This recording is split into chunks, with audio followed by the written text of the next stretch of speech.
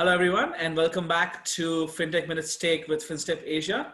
Today, we have a very special guest whom we're going to be talking to about transparency and why that's required. At the back of the FinCEN Files, it's another highlight about why financial services need more transparency. Our special guest today is Mr. Andy Agathangelou. I didn't get the pronunciation right, I know, and I'm going to work on that, Andy. He's the founder of the Transparency Task Force, headquartered in London with offices across and presence across the world.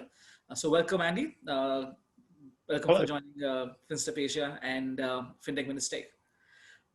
Andy, how about we go into you talking a little bit about yourself and your background in financial services over the last few years? Thank you, Musheer. I think the first point I should make is that I didn't intend to ever become the leader of an international campaign organization. Up until 5 years ago, I was busy running my own consulting business quite successfully within the financial services sector. I've been in or connected to financial services since way back in 1986. But 5 and a bit years ago, in fact, I remember the date, Musheer, on the 6th of May 2015, I Okay. gave a speech at Senate's House, London University, about the need for radical reform of the financial services sector. And I found myself so impassioned by this need for reform of the finance industry that I decided thereafter to spend a bit of time on a voluntary basis doing something about the problem being the way the finance industry behaves and why it keeps finding reasons to give people reasons to distrust it.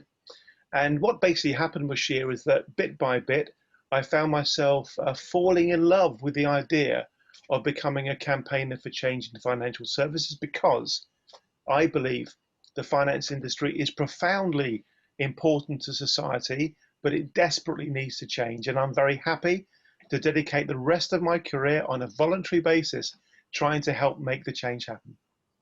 Well, it's coming up to Mahatma Gandhi's 150th anniversary, and one of his most famous quote is, "Be the change you want to see in the world." And it's lovely to see your dedication in terms of driving this with your love becoming a big passion now, right? That's where we are, and it's something that's quite deeply needed. So, how did this grow into this global organization with thousands of participants globally, right?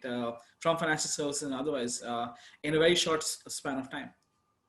Well, basically, I think the key reason for our success and our fast growth is that the basic idea is very, very popular.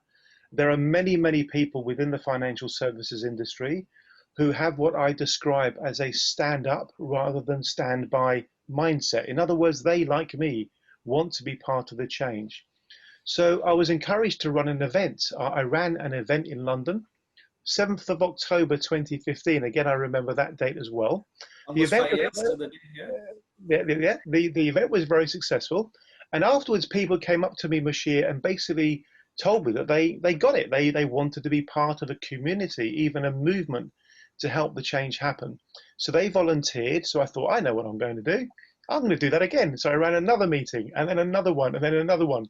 And now dozens and dozens, maybe even hundreds of meetings later, we have approaching 3,000 people around the world who connect with the idea of a transparency task force encouraging reform of the financial services sector. And why does this need the industry? And why aren't this something that's led by policymakers and regulators? I mean, this is prudential as it gets, right? This is what the regulators are supposed to instill, and with all the checks and balances, especially after 2008 and 2009, where the scrutiny significantly increased, at least on the risk side, we would expect that there's be higher transparency. So would you be able to give maybe a few examples of when we're talking about transparency, what are the things that we're talking about, and why that is important, not just for people in financial services, but the general public at large? Of course, I think you touched on a very interesting point, which is why do we need to be doing this when we have regulators around the world? And the harsh reality is, Musheer, that regulators can only do so much. Um, the problem is this. regulatory intervention is all about external control. It's all about the regulators telling the industry how it must behave. Now, the financial services sector is so predisposed to finding profit that it will find ways to get to that profit, even if that means having to think of clever ways to get around the rules. And without a doubt, there are parts of the industry that do not really authentically embrace the spirit of the regulation. They will try to actively find legal, technically compliant ways around the rules.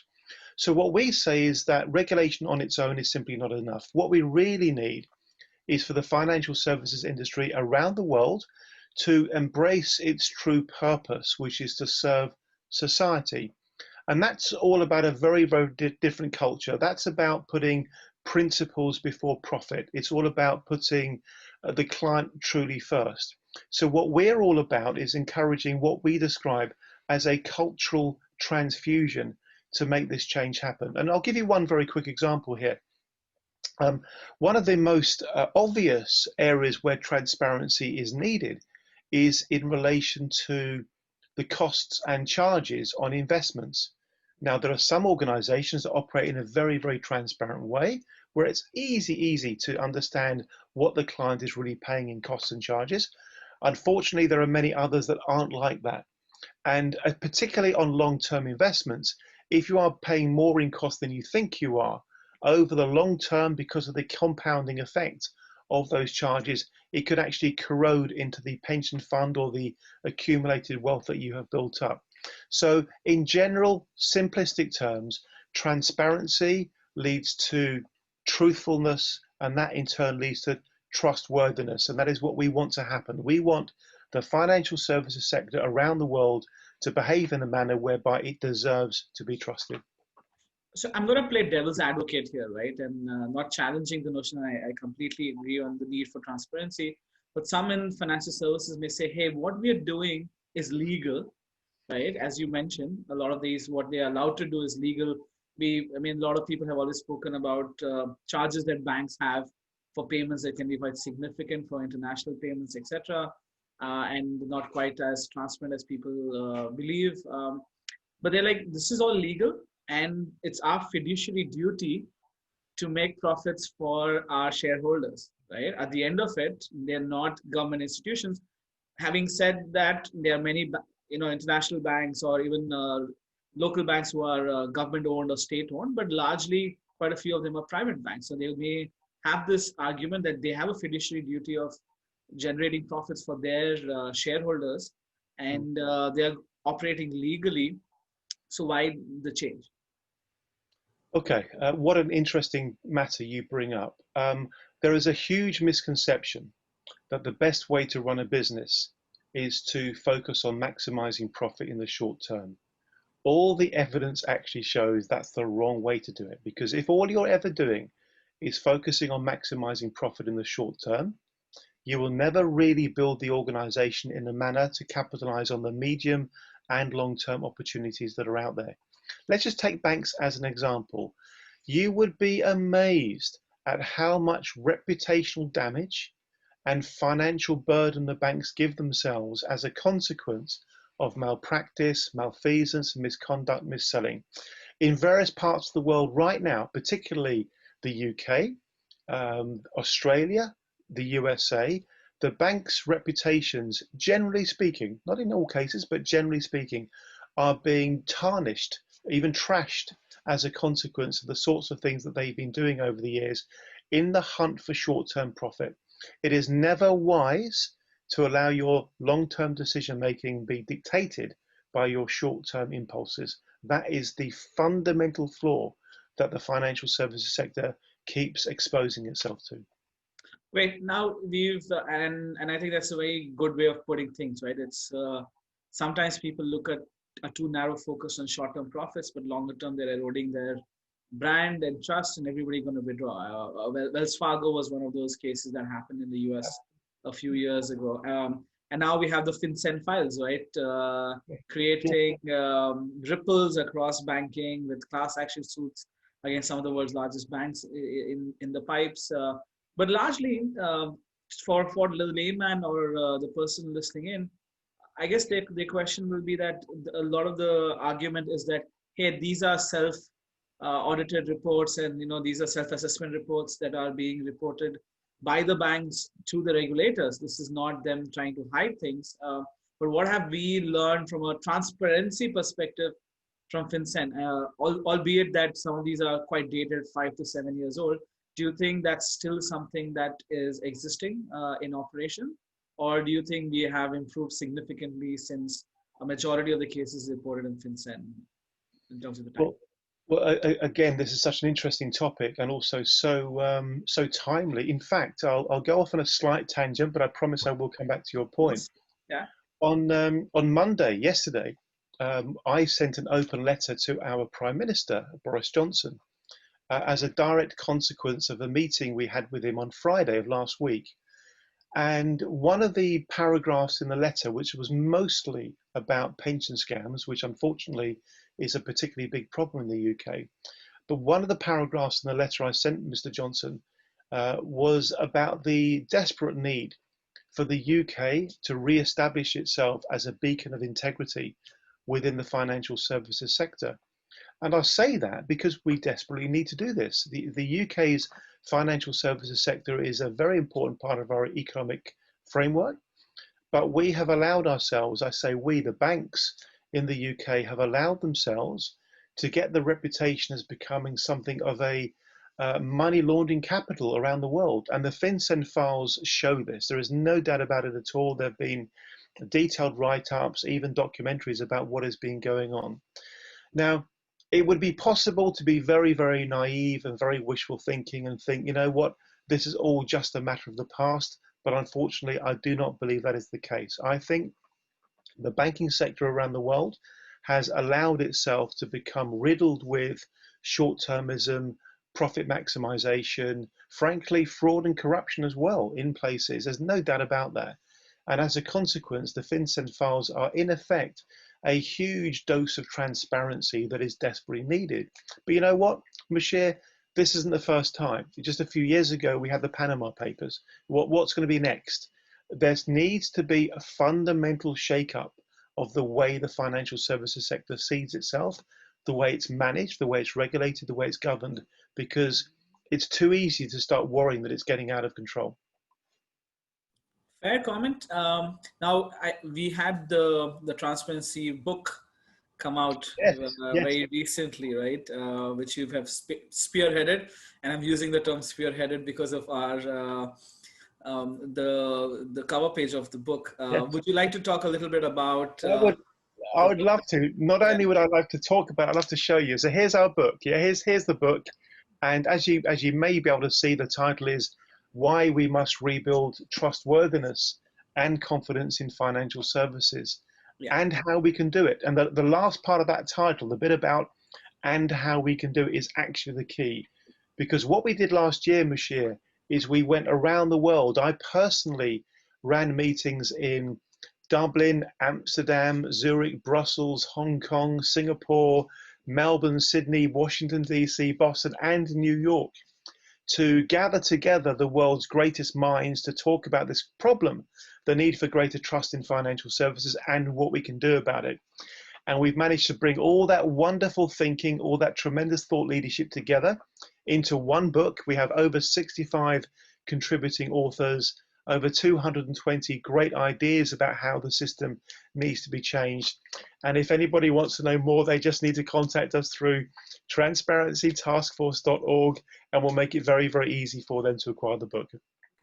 So, I mean, I was honored to be the only person from Asia in the book. Hopefully it changes in the next year's edition. And I was speaking about how, technologies like blockchain, etc., can be very useful for transparency, right?